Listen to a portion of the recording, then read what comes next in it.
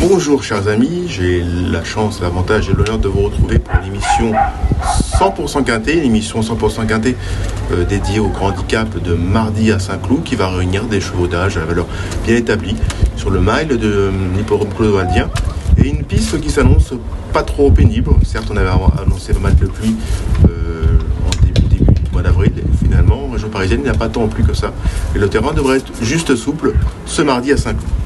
Le panorama est situé maintenant, on est arrivé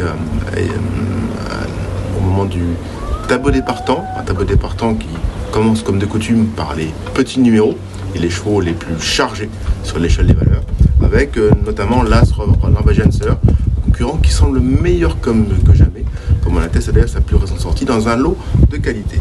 Nous avons un cheval comme numéro 3, Jurir, qui va être très intéressant à être situé ici. Sa course de rentrée a d'ailleurs été très plaisante en province. Nous avons le 4 Shielding, qui est une valeur établie à ce niveau et qui dépend de l'entraînement de Stéphane Lavat, un entraînement très en forme qui nous vient de Calas avec des ambitions. Nous avons parmi aussi les gros numéros le 7 Houghton, qui a été assez bon dernièrement sur cette même piste, sur un peu plus court, mais qui a été assez séduisant. Il y a un cheval qui est déjà lauréat à ce niveau. Parmi les plus gros numéros, nous avons évidemment le 13 Marrakech Moon, qui vient de réaliser la meilleure valeur de sa carrière et qui va essayer de confirmer ici. J'ai bien aimé aussi le numéro 11, Trobrez, dont la course de rentrée provinciale a là aussi été plutôt encourageante. Nous avons donc évoqué le tableau des partants, nous allons désormais passer à l'étude de ce gros handicap de mardi.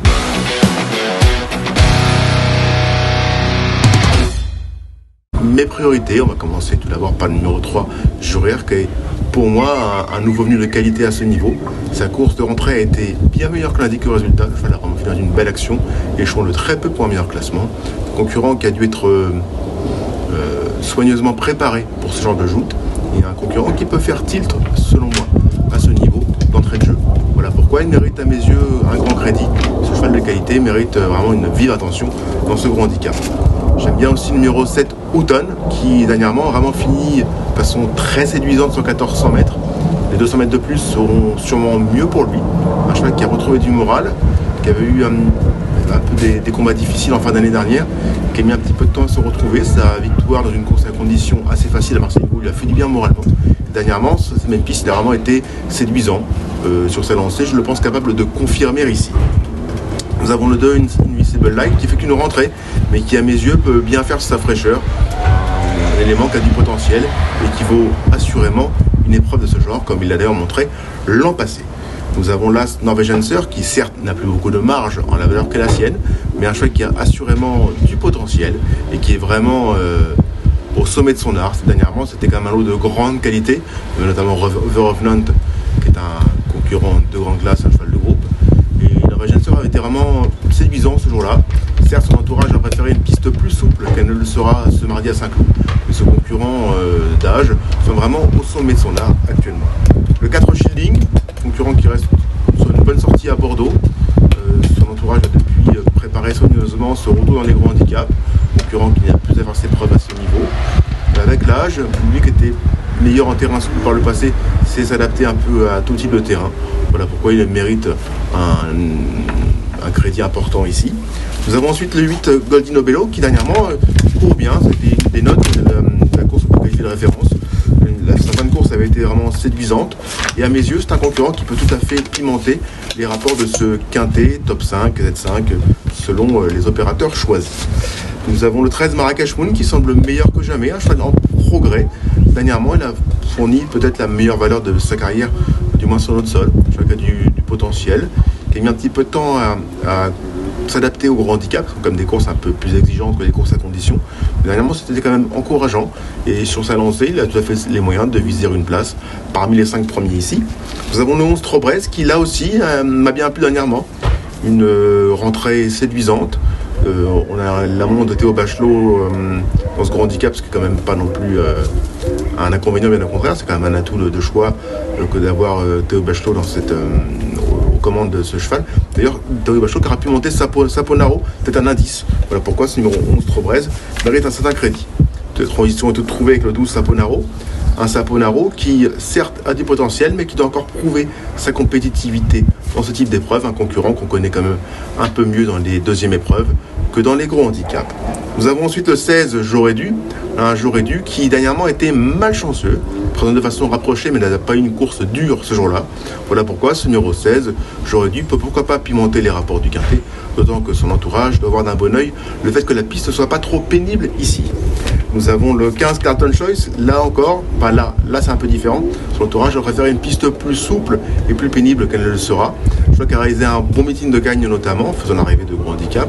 Dernièrement c'était moins bien, c'était peut-être une semi-rentrée, le cheval avait peut-être besoin de retrouver la bonne carburation. Maintenant le 16 dans les boîtes, sur une piste que son entourage a préféré plus pénible, ça peut quand même compliquer sa tâche. Nous avons le 10 Lamento qui pour moi est un grand inconnu. Première fois dans les handicaps, une rentrée pour un cheval qui n'a couru que 3 fois en compétition. Certes, ces 3 courses publiques sont bonnes, mais il peut manquer à mes yeux d'expérience dans un tel environnement.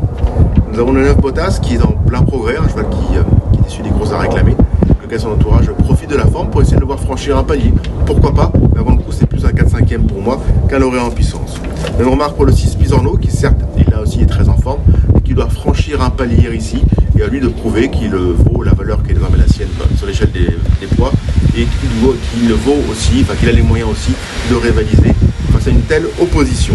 Nous avons ensuite le 5 Scarface, un concurrent qui peut trouver le mile un peu long à son goût. C'est un cheval qui a quand même pas mal de vitesse et que je préfère sur 12 à 1300 mètres. Enfin le 14 Jacoboy qui va courir pour la première fois pour l'entraînement Smerzek, un cheval qui fait une rentrée et qui aura préféré une piste plus lourde.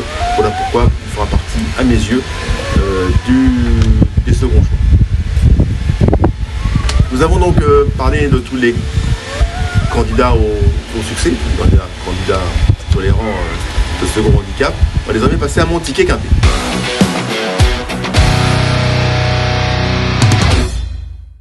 Mon ticket quintet qui commence par le numéro 3, Jurer, qui pour moi est le cheval de la course, un cheval en plein progrès, un cheval tout neuf, qui a été amené avec habileté par son entourage, par les gros handicaps. S'il ne pêche pas par manque d'expérience, il devrait pour moi gagner. Le 7 Houghton a été plaisant dernièrement sur la voie de cette probante fin de course, je pense capable de confirmer et de jouer un premier rôle dans ce gros handicap, comme le 2 Invincible Light qui rentre, mais qui a du travail derrière lui selon nos sources. J'invite d'ailleurs à lire dans l'école d'appariteur pour l'entraînement de Michael Desangles. C'est assez confiant à sujet de son pensionnaire. Un Invincible Light qui a pour moi tout à fait les moyens de jouer un tout premier rôle ici.